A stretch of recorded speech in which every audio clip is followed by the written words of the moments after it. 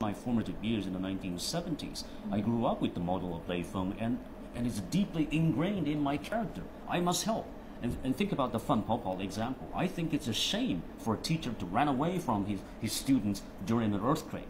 I mean, I wouldn't do it. I mean, that's the last thing I would do as a teacher, to run away from your students, because Lei Feng is deeply embedded in this mind, in the psyche, that you are supposed to help, instead of run away from helpless students. Clearly, Professor Teng is also Lei Feng nowadays. I mean, if you disagree with Fan Pao's behavior, but that debate also has the morality, how people would choose in an emergency situation. Now we're talking about nowadays in a normal situation, should we help, and are we willing to help, and would we would we feel safe to help the others, particularly a stranger on the road?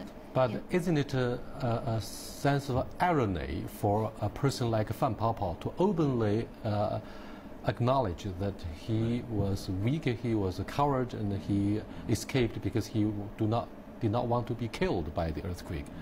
Let me come back to examine yet another embarrassing aspect of the Chinese social life. Edward, Li Xi, and Teng Jimeng. China is a little bit too secular. Our country is not religious, despite a large following of Christianity and Buddhism, Taoism, so on and so forth. But China is basically very secular.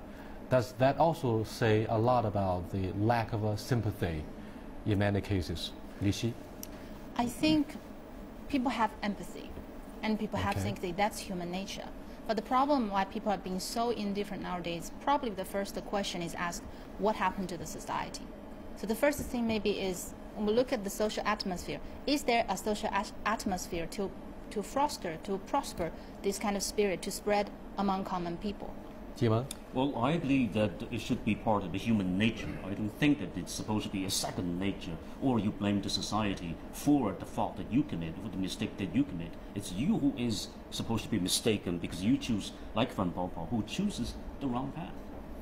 Okay, thank you very much, gentlemen, for your participation. In the present-day China, we have more to live on, but less to live for. Deng Xiaoping, our architect of the modernization drive, was aware of the moral vacuum, but failed to prevent the moral slide.